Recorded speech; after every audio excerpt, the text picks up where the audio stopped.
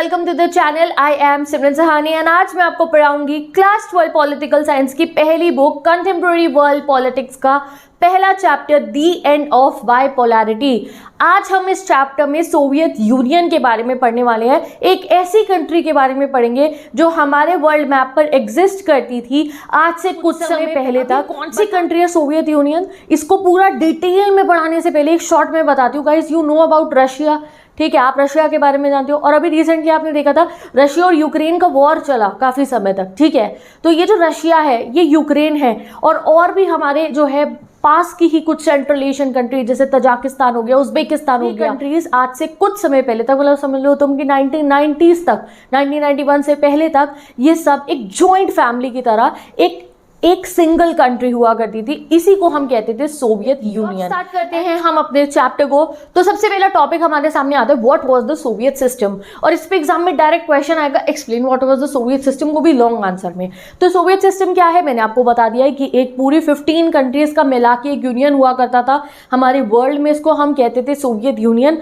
और इसका एक और नाम था, अगर पूरा डिटेल नाम माने हम तो सोवियत यूनियन का डिटेल नाम था union of Soviet socialistic Republic, and short form में इसे कहा जाता है यूएसएसआर।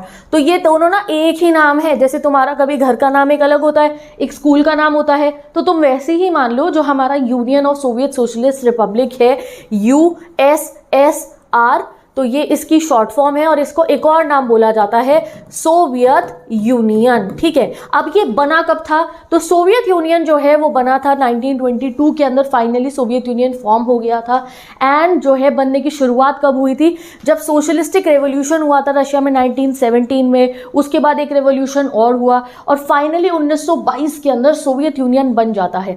अब सोवियत यूनियन बन जाता है मतलब क्या हुआ कि टोटल 15 कंट्रीज जिनका मैंने यहाँ पे नाम लिखा है, कौन सी, Russia, Ukraine, Belarus, Uzbekistan, Kazakhstan, Georgia, Azerbaijan, Lithuania, Latvia, Estonia, Moldova, Kyrgyzstan, Tajikistan, Armenia, Turkmenistan, ये सब डिफरेंट कंट्रीज हुआ करती थी, डिफरेंट एम्पायर्स हुआ करते थे।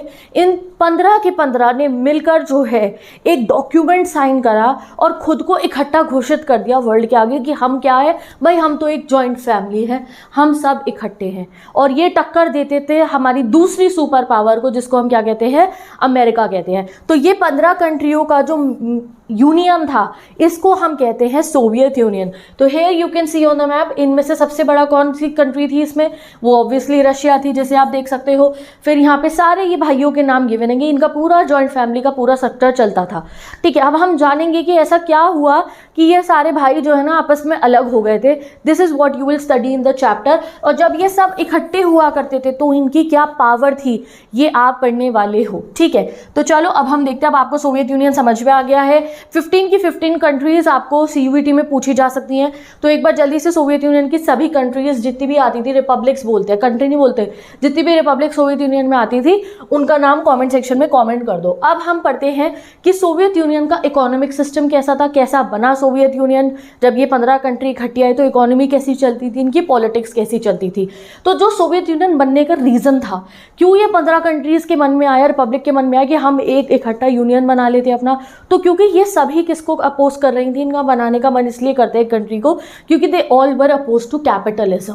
नो, कैपिटलिज्म क्या होता है, जो ज़्यादातर प्रेजेंट वर्ल्ड में चलता है, कैपिटलिस्टिक इकोनॉमी, जहाँ पे जो है ना गवर्नमेंट का रोल बिल्कुल ही लिमिटेड होता है और प्राइवेट कंपनीज का, मार्केट का रोल ज़्यादा होता है। जैसे कि आप आज के समय पे देखते हो अमेरिका के अंदर, बाकी कंट्रीज़ के अंदर, हमारी कंट्री में भी काफ़ी हद तक कैपिटलिस्टिक वर्ल्ड है भाई। कंपनियाँ खुली हुई हैं, किसी को प्रॉफिट हो रहा है तो किसी को लॉस हो रहा है। गरीब लोगों के लिए अगर गवर्नमेंट चाहे तो वेलफेयर स्कीम निकाले, नहीं मन तो ना निकाले। सबके पास अपनी प्राइवेट प्रॉपर्टी है, कमाओ खाओ, जो है प्रॉफिट कमाओ या लॉस कमाओ, सब आपका अपना खुद का है। जितनी भी इतनी प्राइवेट कंपनीज हमारे यहाँ पे है, इसको हम कहते हैं कैपिटलिस्टिक वर्ल्ड, जहाँ पे हम सब कुछ मार्केट के ऊपर छोड़ देते हैं कि जो चलेगा वो मार्केट की इकोनॉमी के हिसाब से चलेगा। तो ये जितनी भी कंट्रीज थी ये कैपिटलिज्म को अपोज करती थी and they were preferring socialism and communism. अब ये सोशलिज्म एंड कम्युनिज्म क्या होता है, तो ये हमने 11th क्लास में पढ़ा, बट अभी मैं शॉर्ट में तुम्हें बताऊँ तो सोशलिज्म एंड कम्युनिज्म एक ऐसी इकोनॉमिक आइडियोलॉजीज है, पॉलिटिकल आइडियोलॉजीज है, जहाँ पे ना गवर्नमेंट को बहुत महत्वता दी जाती है। सोशलिज्म के अंदर गवर्नमेंट को बहुत महत्वता दी जाती है। ये कहा जाता है कि गवर्नमेंट एक ऐसी सोसाइटी क्रिएट करे जहाँ पे जो लोग हैं ना उनमें सब कुछ इक्वली तरीके से बंटवारा हो। सबकी डेली नीड्स पूरी हो सके, सबको सब्सिडीज़ का फ़ायदा मिले, सबके ऊपर जो है जो गवर्नमेंट ध्यान दे पाए, उनकी ज़रूरतों को पूरा कर पाए।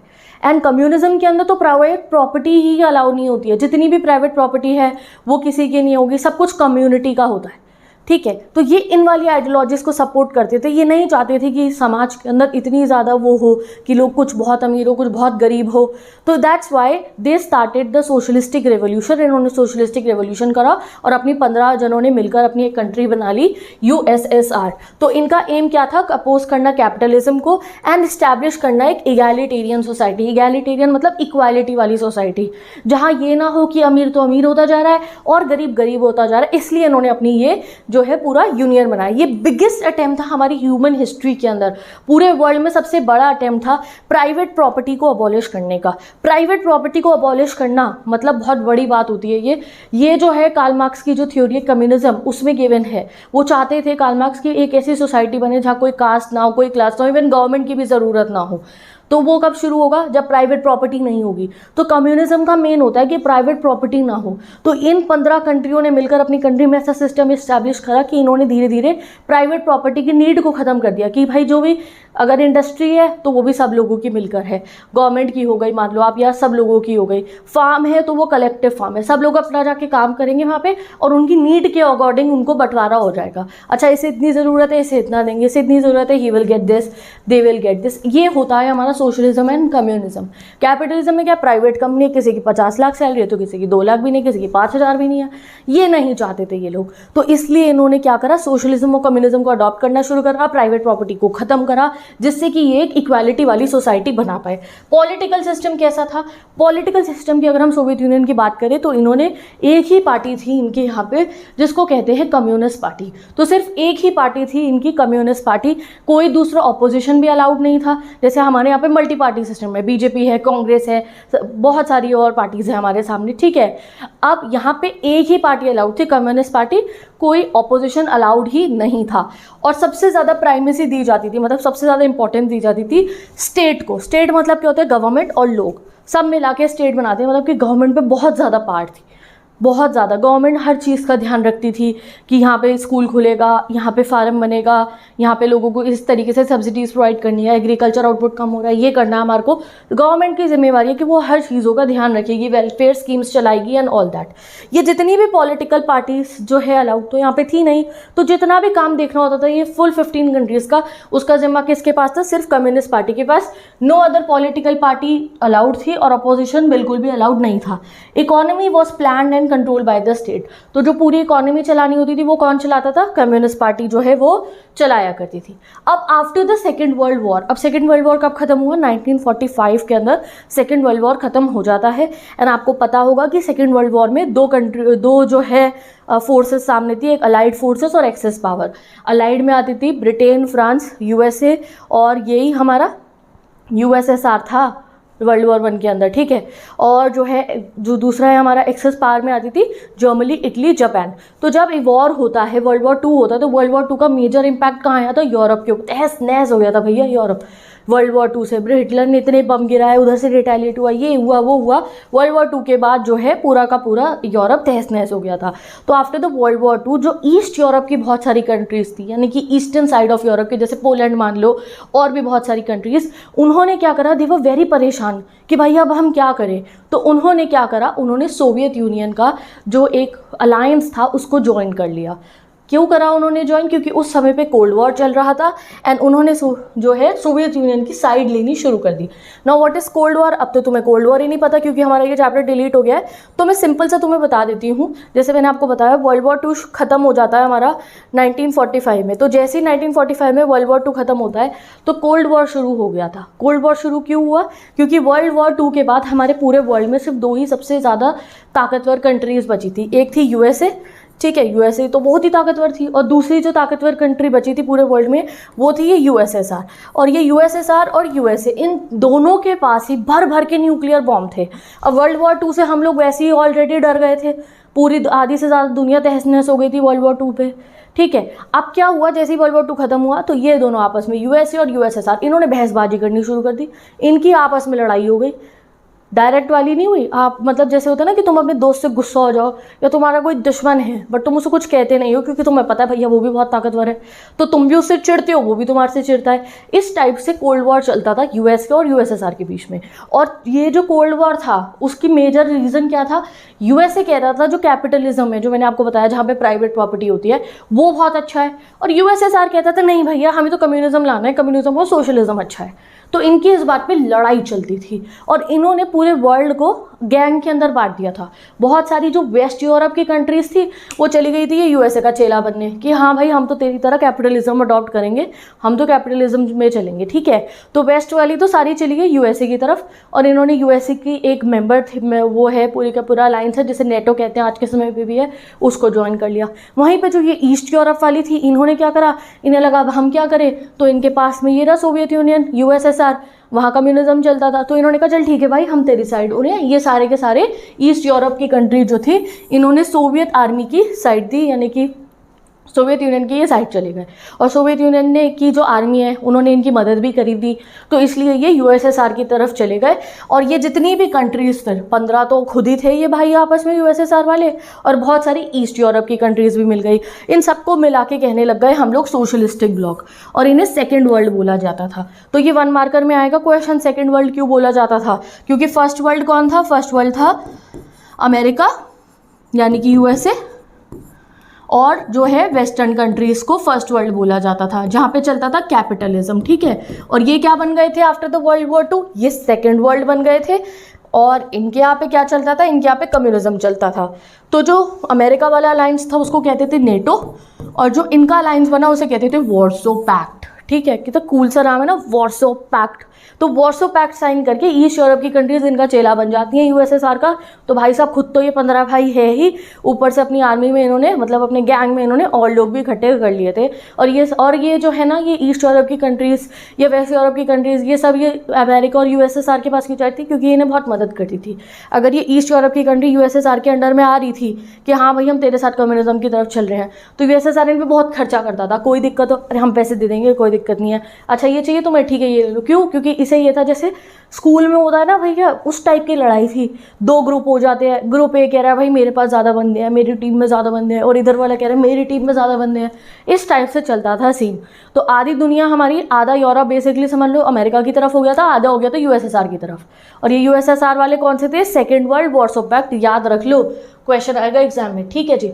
चलो जी, अब हम देखते हैं कि why Soviet Union was called the super power after the second world war. अब मैंने तो तुम्हें कह दिया कि सोवियत यूनियन सुपर पावर था और एक दूसरा अमेरिका था।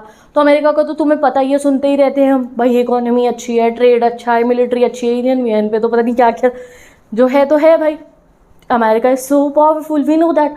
बट ये पावरफुल थी, ये कैसे पता चलेगा हमें, yes we know today Russia की पावर हमें पता है, बट रशिया के साथ जब 14 और थे तो सोचो कितनी पावरफुल होगी ये। तो लेट्स सी ये कितने पावरफुल थे, ठीक है जी। तो एग्जाम में ऐसे ही क्वेश्चन आएगा कि आपको बताना है कि सोवियत यूनियन क्यों सेकंड सुपर पावर बोला जाता था। तो अब अगर आपको किसी को सुपर पावर बताना है, ठीक है, जैसे आप किसी बच्चे को इंटेलिजेंट कहोगे तो तुम कहोगे अरे यार ये तो इस सब्जेक्ट में भी अच्छा है, इस सब्जेक्ट में भी अच्छा है, ऑलराउंडर टाइप का, स्पोर्ट्स में भी अच्छा है, जैसे तुम उसकी ऐसी तारीफ कर रहे हो। तो अगर हमें एक कंट्री की जो है ना पावर्स दिखानी है तो कंट्री की पावर को 3 पैरामीटर पे जज करा जाता है कि उसकी इकोनॉमी कैसी है, उसकी पॉलिटिक्स कैसी है, और उसका जो है ना मिलिट्री कैसी है। तो अब हम तीनों पढ़ेंगे, जिसका ये तीनों फर्स्ट क्लास है मतलब वो सुपर पावर है। जैसे अमेरिका का ले लो, अमेरिका की economy top notch, political system, democracy बहुत अच्छी है वहाँ पे, एंड मिलिट्री तो है ही, तो इसलिए अमेरिका सुपर पावर। अब ये क्यों थे, तो हमें इनकी इकोनॉमी जाननी पड़ेगी, हमें क्या पता कैसी होती है इनकी इकोनॉमी। चलो पढ़ते हैं। अब इस पर आपको लॉन्ग क्वेश्चन भी आ सकता है कि पूरा बताओ इकोनॉमिक, पॉलिटिकल और मिलिट्री सिस्टम, और सिंगल क्वेश्चन भी आ सकते हैं। तो अगर हम सोवियत यूनियन की इकोनॉमी की बात करें तो मैंने ये नोट्स बना रखे हैं, यही नोट डाउन कर लेने आपको, कुछ और कोई गाइड खरीदने की ज़रूरत नहीं है, कोई जो है नोट्स बनाने की ज़रूरत नहीं है कि पूरी एनसीईआरटी से देख के पूरी लाइनें उतार रही हूँ एनसीईआरटी की, कुछ नहीं करना। ये सारे नोट्स मैं इंस्टाग्राम आईडी पे अपलोड कर रही हूँ अपने, वहाँ पे स्क्रीनशॉट क्लिक करना, प्रिंट आउट निकलवा लेना और बन गए तुम्हारे नोट्स। और वरना खुद से प्रिंट आउट भी क्यों निकलवाना है, स्क्रीनशॉट लो फ़ोन में, सारे खुद से यही लाइन्स उतार लो, ऐसे नोट्स बन गए। कोई लॉन्ग आंसर है, लर्न करने में दिक्कत नहीं आएगी, शॉर्ट है, 1 मार्कर है, सब यहीं से कंप्लीट हो जाएगा, सीयूईटी तक की प्रिपरेशन हो जाएगी। फिर बस एमसीक्यू मैराथन सीरीज़ देखना मेरी और important question series, that's it. और 100 आउट ऑफ 100 आएंगे तुम्हारे, दोनों ही पेपर में, ठीक है। तो चलो नोट्स की भी मैंने टेंशन खत्म कर दी है। तो सबसे पहले अगर हम सोवियत यूनियन का, ये देखो मैंने क्वेश्चन भी फॉर्म कर रखे हैं, वो एग्जाम में यही क्वेश्चन आएगा, इसका आंसर यूँ बना के लिख देना पॉइंट फॉर्म में, बस और क्या करना है। तो चलो देखते हैं। तो सोवियत की इकोनॉमी की अगर हम बात करें तो मोर डेवलप्ड थी than rest of the world, सबसे ज़्यादा डेवलप्ड इकोनॉमी थी रैदर एक्सेप्ट यूएसए। हाँ, पर यूएसए से ज़्यादा डेवलप्ड इकोनॉमी नहीं थी, यूएसए से तो एक पीछे थी ये, बट बाकी पूरे वर्ल्ड से सबसे ज़्यादा डेवलप्ड इकोनॉमी उस समय पे थी।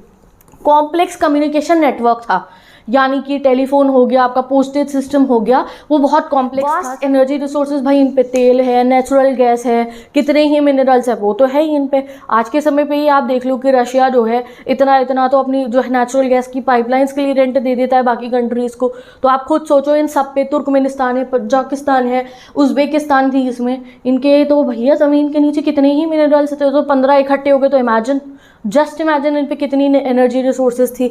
आयरन, स्टील, मशीन प्रोडक्शन, सब कुछ इनके यहाँ बहुत टॉप नॉच था। इतनी इंडस्ट्रियाँ थी इनके यहाँ पे जो हम सोच भी नहीं सकते। फ्रॉम पिन्स टू लेके कार्स तक, सेफ्टी पिन से लेके गाड़ियों तक खुद बनाते थे। ये कुछ इंपोर्ट नहीं करते थे। इंपोर्ट मतलब क्या, बाहर से मंगाना। जैसे हम आज के समय पे कितनी चीज़ें इंपोर्ट करते हैं, गाड़ियाँ भी करते हैं, मोबाइल फ़ोन भी करते हैं, कपड़े भी कर लेते हैं, क्या क्या इंपोर्ट नहीं करते हम लोग।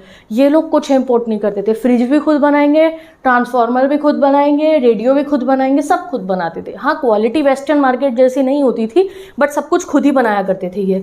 ट्रांसपोर्ट सेक्टर की अगर हम इनकी बात करें तो रिमोट एरियाज़ तक, यानी कि गाँव तक, गाँव क्या पहाड़ के कोने तक, साइबेरिया तक। वो देखिए ना, साइबेरिया दिखाते रशिया की, वो जेल बना रखी होती है वहाँ पे। हाँ, होती है, एक्चुअली में थी वहाँ पे। तो वहाँ तक, हर जगह तक railways, roadways, transport system top notch था। डोमेस्टिक इंडस्ट्री इनकी, यही मैंने आपको बोला, जो इनकी इंडस्ट्री थी वो सब कुछ बनाती थी।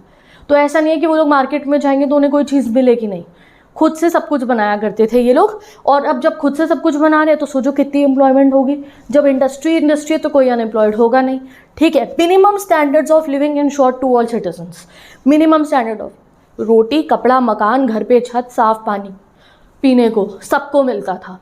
अगर उस पर खुद की हैसियत नहीं होती तो गवर्नमेंट प्रोवाइड कराती थी। गवर्नमेंट सब्सिडीज़ दे रही है, फ्री मतलब बहुत सस्ता राशन मिल रहा है, बिजली बहुत सस्ती है, ये सब गवर्नमेंट प्रोवाइड कराती थी। And this is the main feature of socialism and communism.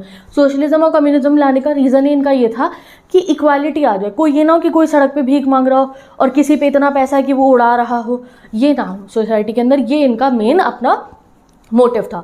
Government subsidies दे रही थी बेसिक नेसेसिटीज़ की, जैसे health, education, child care, welfare scheme. And state ownership was the dominant pattern. State ownership मतलब जितनी भी farm हो गए, जितनी भी ज़्यादातर इंडस्ट्रीज़ थी, जितने भी ज़्यादातर आप मानो कोई सिनेमा हॉल है, कोई भी जगह, जितनी भी एसेट्स होते थे वो गवर्नमेंट के अंडर में आते थे, स्टेट के अंडर में आते थे वो, ठीक है। ये नहीं कि किसी ने अपना प्राइवेट सिनेमा हॉल खोल लिया, प्राइवेट मॉल खोल लिया, प्राइवेट इंडस्ट्री, नहीं, सब इंडस्ट्री गवर्नमेंट की थी। लोग वहाँ जाके काम करते थे, वेजेस मिलती थी, और वेजेस के साथ में बहुत सारी सब्सिडी भी मिलती थी, ठीक है जी। तो ये हो गया इसका इकोनॉमिक सिस्टम। चलिए अब इकोनॉमिक सिस्टम के बाद हम बात करते हैं इसकी पॉलिटिकल सिस्टम की। अब तुम्हें लग रहा होगा कि यार इकोनॉमिक सिस्टम तो बहुत बढ़िया था, मतलब ये लोग ना ऐसी सिचुएशन में रहते थे, अगर मैं तुम्हें बताऊँ, तुम्हें एक कमरे में ले जाऊँ मैं और तुम्हें कहूँ यहाँ बैठ जाओ, मोबाइल भी दे रही हूँ, PS5 भी दे रही हूँ, वाईफाई भी है, जितना टेस्टी खाना चाहिए वो सब है, नेटफ्लिक्स का सब्सक्रिप्शन भी है, ठीक है, जो करना है करो, बट कमरे से बाहर नहीं जाना। तुम्हें सारी जो है, जो भी वट एवर यू वांट, ठीक है, कोई गेम खेलना है तुम्हारे को, मूवी देखनी है, सब कुछ है यहाँ पे। बट क्या करना है तुम्हें, तुम ज़्यादा मेरे से बहसबाजी नहीं कर सकते, मेरा मन करेगा जो मैं वो करूँगी, और तुम्हें कमरे से बाहर नहीं निकलने दूँगी। तो इनके साथ ऐसा सीन होता था। इनको फैसिलिटीज़ सब मिल रही थी, बट यहाँ के लोगों के पास आज़ादी नहीं थी।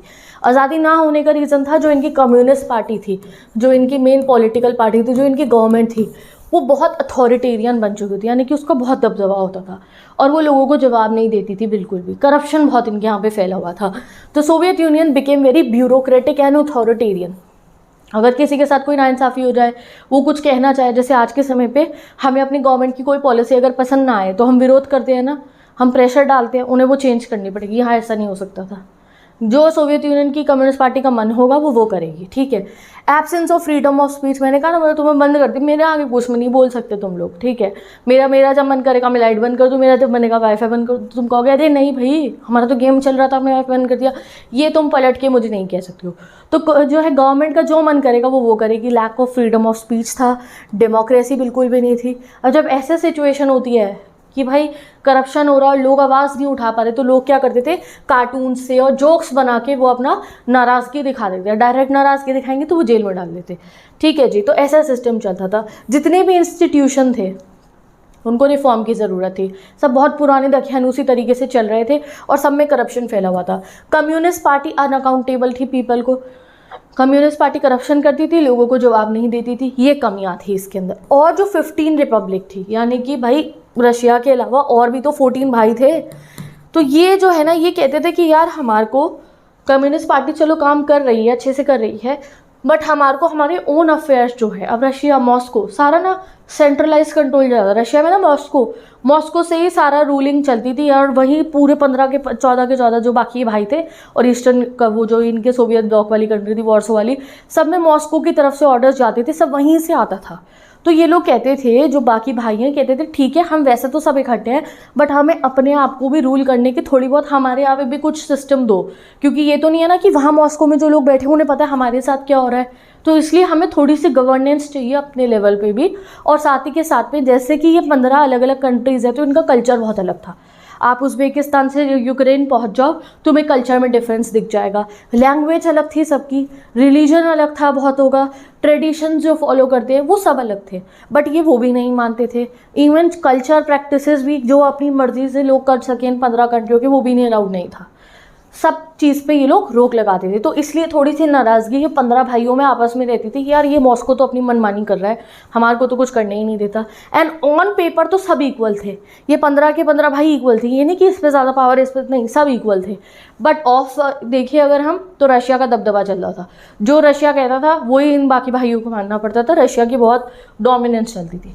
मिलिट्री की बात करें तो मिलिट्री तो पूरी टक्कर की थी अमेरिका की, इतने न्यूक्लियर वेपन थे जो तुम गिन के थक जाओ कि भैया कितने थे इन पे, पूरी दुनिया फोड़ देंगे, इतने न्यूक्लियर वेपन इनके पास में थे। ठीक है, और अब वो सारे न्यूक्लियर वेपन किसके पास है, रशिया के पास है। ठीक है, short fall of the Soviet system अब क्या हुआ, मतलब कि ये कमी बतानी है आपको, अब तुम्हें मिलिट्री भी पता चल गई, पॉलिटिक्स भी पता चल गई।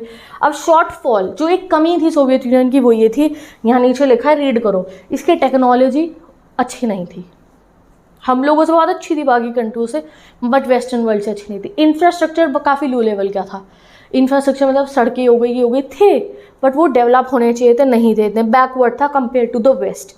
और लोगों की पॉलिटिकल जो एस्पिरेशंस थी ना, उसको फुलफिल नहीं कर रहा था हमारा सोवियत यूनियन। क्या, जैसे मैंने तुम्हें कहा ना, तुम कह रहे हो यार दीदी थोड़ी देर बाहर जाना है, ये रूम में से भाई मेरे दोस्त आ रहे हैं, मुझे जाना है यार, मेरे को बाहर घूम के आने का मन है, पार्क तक जाऊँगी, नहीं भैया यहीं रहना है।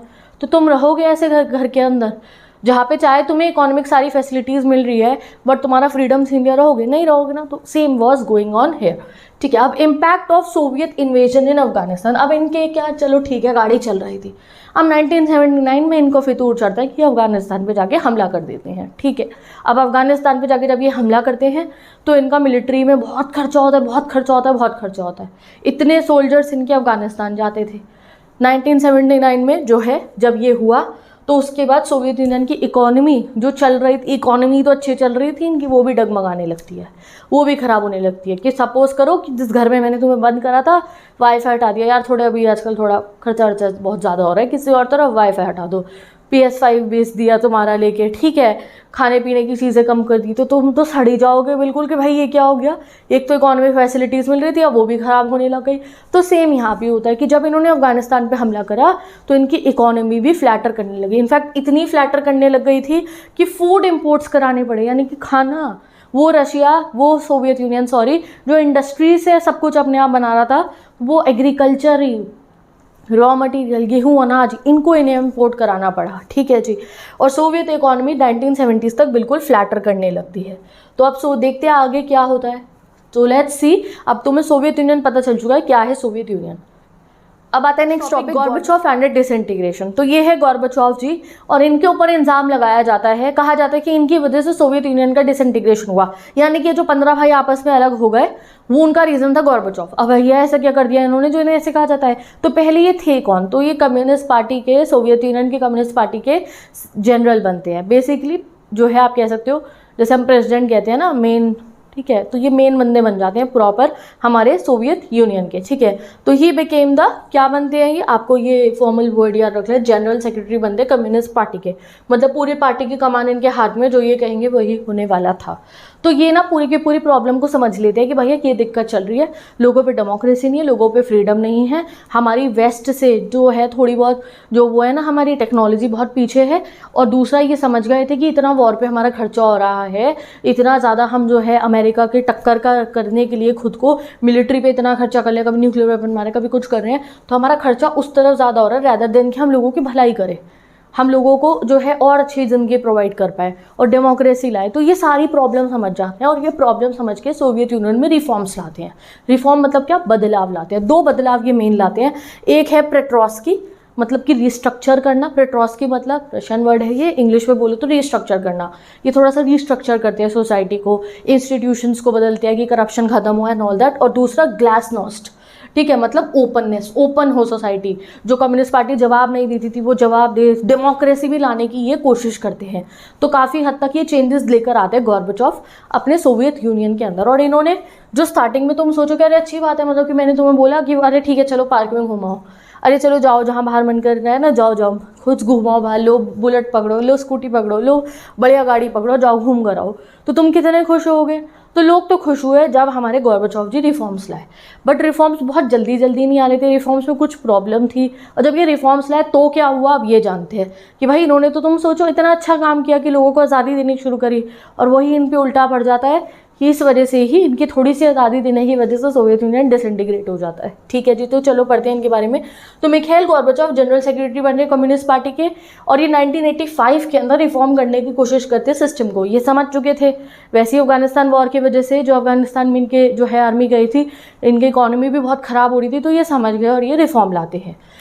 अब रिफॉर्म लाने की ज़रूरत क्या थी, तो उन्हें पता था हमारे गोर्बाचोव जी को एग्जाम में क्वेश्चन आएगा, वाई गोर्बाचोव जी, ये है गोर्बाचोव जी, ये रिफॉर्म लाने की कोशिश क्यों करते हैं। तो इन्हें पता था कि यूएसएसआर टेक्नोलॉजी वाइज वेस्ट से बहुत पिछड़ा हुआ है, डेमोक्रेसी लाने की ज़रूरत है सिस्टम के अंदर। गोर्बाचोव ने ये भी कोशिश करी कि ये जो कोल्ड वॉर चल रहा है कि अमेरिका कह रहा है मैं बड़ा और ये कह रहे हैं मैं बड़ा हूँ, तो ये भी एंड कर दो भैया, अब अपनी अपनी कंट्रियों को संभालो, ये आइडियोलॉजी का डिस्प्यूट ख़त्म करो भाई, हम अपने चैन से जी लें, हम लोग अपने लोगों के ऊपर ज़्यादा ध्यान दे पाए। तो ये डेमोक्रेटाइज करने की कोशिश करते हैं अपने सिस्टम को कि डेमोक्रेसी लेकर आए, एंड बहुत सारे रिफॉर्म्स लाने की कोशिश करते हैं। बट जब ये बदलाव लाते हैं तो उसका बहुत शॉकिंग रिस्पॉन्स होता है। भाई शॉकिंग क्यों हो गया, इतना अच्छा काम इन्होंने करा, शॉक क्या लग गया इसमें, तो हम ये जानते हैं। जब गोर्बाचोव रिफॉर्म लाते हैं तो जो हमारी ईस्ट यूरोप की कंट्रीज़ थी, यानी कि जो वॉर्सो पैक्ट वाली कंट्री थी ना, जो वॉर्सो पैक्ट के अंदर इनके चेले बनी पड़ी थी, वो जो है ना अपनी गवर्नमेंट के भी खिलाफ जाने लगती हैं, उनकी भी बात नहीं सुनती है। और जो सोवियत यूनियन की फ्रेंड बनी हुई थी ना, वो सोवियत यूनियन का चेला बनी हुई थी, वो कहते हैं हमें नहीं रहना अब इनके साथ, हमें वॉर्सो पैक्ट से बाहर निकलना है। वो विरोध करने शुरू कर देते हैं वहाँ के लोग, ईस्ट यूरोप के लोग। अब जब ईस्ट यूरोप के लोग विरोध करते हैं कि हमें यूएसएसआर के साथ नहीं रहना, हमें यूएसएसआर के साथ नहीं रहना, तो गोर्बाचोव कुछ नहीं कहते, गोर्बाचोव चुप रहते हैं। और एक के बाद एक जो ईस्ट यूरोप की कंट्रीज थी वो सोवियत यूनियन का साथ छोड़ देती है। फॉर एग्जांपल आपकी बुक के पहले पेज पे जैसे आप ये चैप्टर ओपन करते हो तो आपको एग्जांपल दे रखा है हमारा ना बर्लिन वॉल का। अभी पढ़ाया मैंने तुम्हें बर्लिन वॉल, स्टार्टिंग में पढ़ाया क्यों नहीं, क्योंकि मैंने सोचा आपकी बात चैप्टर थोड़ा डिफरेंट वे में पढ़ाती हूँ जिससे तुम सीरियस में समझ सको। तो क्या हुआ, जब गोर्बाचोव रिफॉर्म लाए उस पीरियड के दौरान बहुत सारी ईस्टर्न यूरोपियन रिपब्लिक्स जो इनके साथ थी वॉर्सो पैक्ट के अंदर, उन्होंने विरोध करना, हमें नहीं रहना इनके साथ। और ऐसा ही हुआ, बर्लिन वॉल टूट जाती है। Now what is Berlin wall, तो ये देख रहे हो, ये जो तुम्हें दीवार दिख रही है ये बर्लिन वॉल है। जर्मनी के अंदर एक सिटी है जिसे हम कहते हैं बर्लिन। अब यहाँ बर्लिन में क्या था, बर्लिन के शहर के अंदर से वो पूरी की पूरी एक लंबी दीवार थी। ये देख रहे हो, ये दीवार को तोड़ा जा रहा है, ये लोग मिलकर दीवार को तोड़ रहे हैं। अब ये जो है दीवार कब बनी थी, एग्जाम में इस पर क्वेश्चन आएगा, सीवीटी में भर भर के एमसीक्यू आएंगे, कॉम्पिटेटिव एग्जाम के लिए वेरी इंपॉर्टेंट है। तो ये बनी थी at the height of cold war, जब कोल्ड वॉर इनके आपस में, अरे मेरा गैंग बड़ा है, हमारा गैंग बड़ा है, जब ये बहुत लेवल पे चल रहा था उस समय पे ये बर्लिन वॉल बनी थी। बेसिकली 1961 में क्या हुआ था, जैसे वैसे तो वरना यूरोप का डिवीजन हो रहा था ना, ईस्ट यूरोप की कंट्रीज इसकी तरफ, वेस्ट यूरोप की इसकी तरफ। अरे जर्मनी का तो इन्होंने पिज्जा की तरह डिवीजन कर दिया था, जर्मनी का नहीं सॉरी बर्लिन का। बर्लिन में क्या करा, बर्लिन के अंदर दीवार खींची, जो ईस्ट बर्लिन थी वो चली गई सोवियत यूनियन की तरफ, वहाँ कम्युनिज्म चलता था। और जो वेस्ट बर्लिन था वो किसकी तरफ था, ऑब्वियसली यूएसए की तरफ, अमेरिका की तरफ, हाँ डेमोक्रेसी थी, कैपिटलिज्म था। तो अब क्या होता है, ये 150 किलोमीटर लॉन्ग वॉल थी, वन मार्कर वंस अगेन 9 नवंबर 1989 को अब क्या होता है, ये जो बर्लिन के लोग हैं वो इस दीवार को तोड़ देते हैं। कौन से वाले बर्लिन के? ईस्ट बर्लिन के, क्योंकि अब इन्हें यूएसएसआर के साथ नहीं रहना था। ये इस दीवार को तोड़ देते हैं और कहते हैं भाई हम किसकी तरफ हैं, हम अमेरिका की तरफ हैं, हमें नहीं चाहिए कम्युनिज्म, हमें कैपिटलिज्म और डेमोक्रेसी चाहिए। तो यहाँ पे पहली बार आप कह सकते हो कि कैपिटलिज्म की जीत हो गई। जैसे वो दो गैंग थे ना बच्चों के, ए कह रहा था मैं बढ़िया, बी कह रहा था मैं कह रहा, तो बी के कुछ साथी एक ही तरफ जाने लग गए, तो कौन जीता? ए जीता ना, ए मतलब अमेरिका कह रही हूँ मैं। तो ये हुआ भाई साहब कि सबसे पहले ये शुरू हो जाता है बर्लिन से। ये 28 किलोमीटर लंबी वॉल थी, ये भी तुम याद रखना। अब क्या हुआ, धीरे धीरे धीरे धीरे बाकी भी जो है रिपब्लिक्स का यही होना शुरू हो जाता है, बहुत सारी इसको छोड़ना शुरू कर देती है यूएसए। तो पहला रीज़न प्रोटेस्ट करते हैं कंट्री, दूसरा रीज़न बहुत कंट्रीज इनका साथ छोड़ देती है, तीसरा रीज़न इकोनॉमिक क्राइसिस भी होने लगते हैं इनके यहाँ पे, इकोनॉमी भी ख़राब होने लगती है। तो लोग क्या भाई इकोनॉमी तो अच्छी थी वो भी ख़राब कर रहे हो तुम, यहाँ के हम क्यों रहे, तुम्हारे साथ में ये सिस्टम हो रहा था। और जो गोर्बाचोव के इकोनॉमिकल पॉलिटिकल रिफॉर्म थे और डेमोक्रेटाइजेशन थी, उसको कम्युनिस्ट पार्टी के लोग बहुत ज़्यादा अपोज करते थे। अब तुम सोचो दूसरे लोग सड़े कौन जब ये गोर्बाचोव जी जो है रिफॉर्म लेकर आया? कम्युनिस्ट पार्टी के लीडर, जिनकी तो पार्टी थी। भाई साहब इतना पैसा होगा इनके पास, तुम सोच नहीं सकते हो। ये 15 कंट्री, इतने मिनरल इनके पास में, करप्शन पूरे तरीके से फैला हुआ है। तो जस्ट इमेजिन उस समय के ये जो ऑफिसर्स जो थे इनके पास, इन पे कितना पैसा था। अब क्या हो रहा था, इन पे कितनी पावर थी, पैसा छोड़ तुम पावर कितनी थी। अब गोर्बाचोव रिफॉर्म लाए, गोर्बाचोव कह रहे डेमोक्रेसी लाएंगे, तो इनकी पावर इनसे छिन रही थी और इनको लग रहा था पावर तो बहुत तेज छिन रही है हमारे से। और जो है इस वजह से कम्युनिस्ट पार्टी के जो लीडर्स थे वो गोर्बाचोव को सपोर्ट करना बंद कर देते हैं। काफ़ी गुस्सा हो जाता है कि भाई ये तुम क्या कर रहे हो, हमारी पावर हमारे से छीन रहे हो। एंड जो है इस वजह से क्या होता है, कम्युनिस्ट पार्टी के जो हार्ड लाइनर्स थे, यानी कि जो बिल्कुल कट्टर कम्युनिस्ट थे ना, वो लोग जो मान लो तुम, वो जो है मिलिट्री को इनकरेज करते हैं कि तुम कूप कर दो। कूप क्या होता है? तख्ता पलट कर दो, यानी कि मिलिट्री का रूल लगा दो। तो ये क्या होता है, सोवियत यूनियन में 1991 के अंदर जो मिलिट्री थी वो जाके कूप कर देती है, गोर्बाचोव को हटा दिया जाता है और मिलिट्री रूल लग जाता है। बेसिकली दोबारा से वो जो कट्टर कम्युनिज्म वाला रूल था ना, बहुत ज़्यादा तगड़ा वाला जो कम्युनिस्ट रूल था, वो वापस आ जाता है। जितने रिफॉर्म्स गोर्बाचोव ने करे थे, जितनी जो है फैसिलिटीज़ नॉर्मल लेवल पे गोर्बाचोव ने करी थी, इंस्टीट्यूशन चेंज करे, democracy the, freedom of speech दिया, वो सब लोगों से वापस से छीन लिया जाता है। अब लोग गुस्सा हो जाते हैं इस बात पे, यार ये क्या हुआ। अब एक बार ना चख चुक, अगर कोई तुम फ्रीडम को एक बार आज़ादी किसी ने चख ली ना, यही लिखा है, चख ली मतलब टेस्ट कर ली किसी ने, तो फिर भाई साहब वो वापस उस कैद की ज़िंदगी में नहीं रहना चाहता है। तो same goes on here, Gorbachev ने रिफॉर्म लगाए, इन्हें आज़ादी दी लोगों को, कम्युनिस्ट पार्टी के लीडर है, गोर्बाचोव को हटाया और फिर से पुराना रूल लगा दिया। तो अब लोग बहुत गुस्सा होते हैं और लोग प्रोटेस्ट करते हैं, सब प्रोटेस्ट करते हैं। बोरिस येल्सिन, फोटो देखो इनकी, ये एक बहुत बड़े, मैंने नहीं लगाई होगी तो बुक में से देखना, ये बहुत बड़े एक नेशनल हीरो बन जाते हैं इन अपोजिंग दिस कूप। कूप मतलब क्या, ये जो मिलिट्री का रूल आ गया था ये अपोज करते हैं। बोरिस येल्सिन इनके पॉलिटिकल लीडर बनते हैं और लोग इनको कहते हैं, हाँ जैसे नारेबाजी होती है कि नहीं हमें पुराना वाला रूल नहीं चाहिए, हमें फ्रीडम चाहिए, हमें फ्रीडम चाहिए। एंड ये वो समय था जब centre to European part of Soviet Union में कंट्रोल जा रहा था। अब सेंटर टू यूरोपियनाइज मतलब जैसे तुम सोवियत यूनियन का मैप देखो, सेंट्रल रिपब्लिक्स में आती है तजाकिस्तान, उज़्बेकिस्तान, ये सब, और यूरोपियन पार्ट में आ रही है ये यूक्रेन, बेलारूस, जॉर्जिया जो है ना, ये अब भी तो यूक्रेन और इनका वॉर हुआ आपस में, देखो रशिया का, ठीक है। ये वेस्टर्न वाली थी ना, इनको बहुत शौक था भैया अमेरिका के साथ रहने का, अमेरिका की चमचागिरी करने का, और जो है ब्रिटेन इनके साथ जाने का इन्हें बहुत शौक था। यूरोपियनाइज्ड वाली को, जो सेंट्रल वाली थी वो थोड़ी सीधी थी, वो कहती थी नहीं भैया हम तो अपने भाई के साथ ही रहेंगे यूएसएसआर के साथ।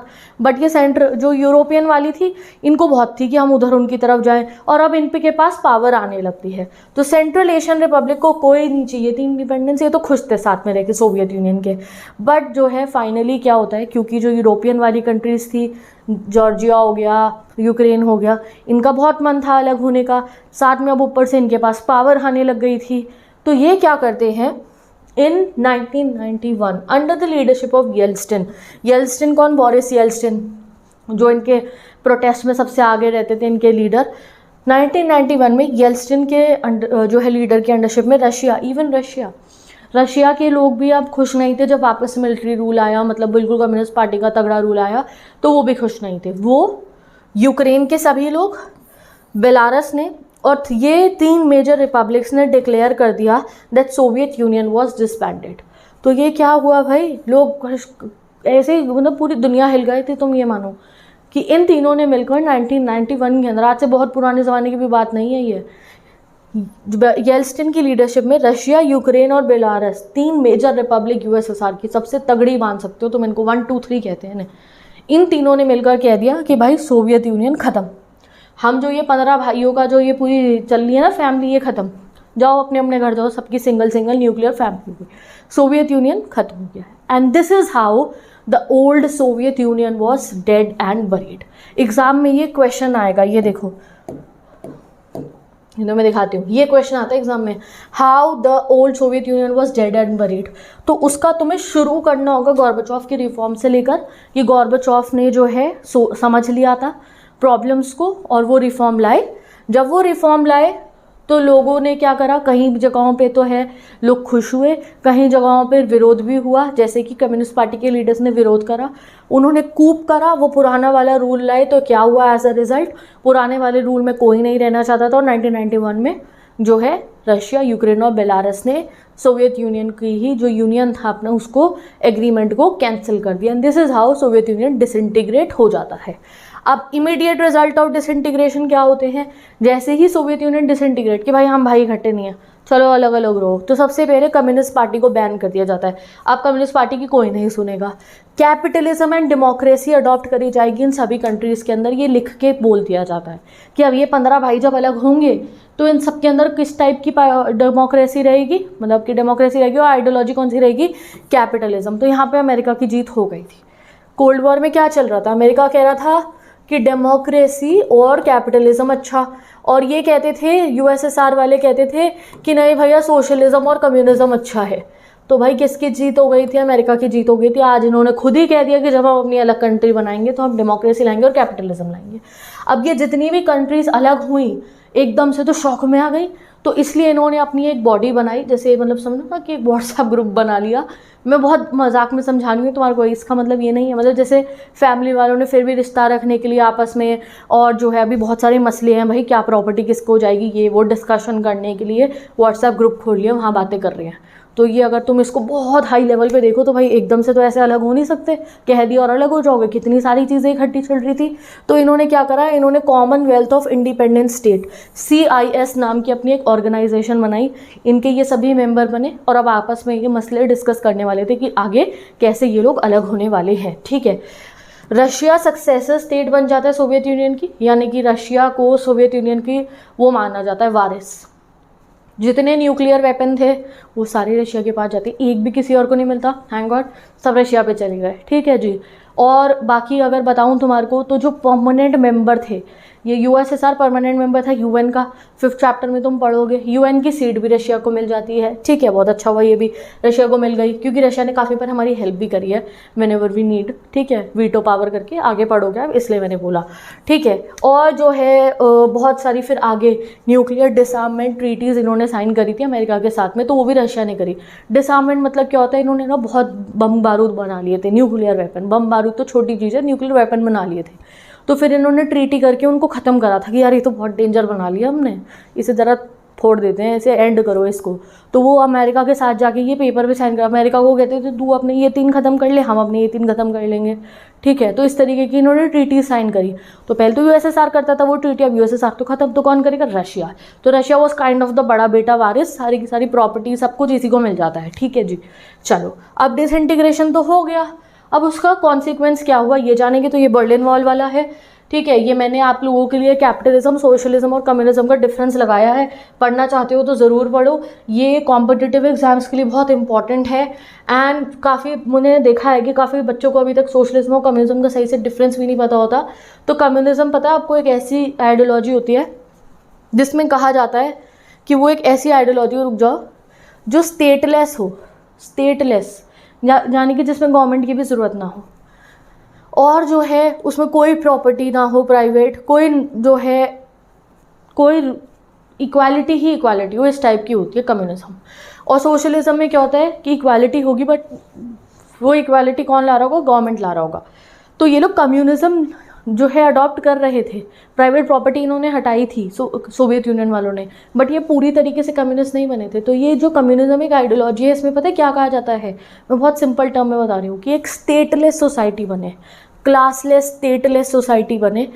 अब क्लासलेस तो चलो ठीक है कि कोई भेदभाव ना हो, बट स्टेट मतलब क्लासलेस होना, कोई मिडिल क्लास ना हो, कोई अपर मिडिल क्लास ना हो, कोई रिच ना हो, ये भी ना हो, और स्टेटलेस हो, गवर्नमेंट ही ना हो।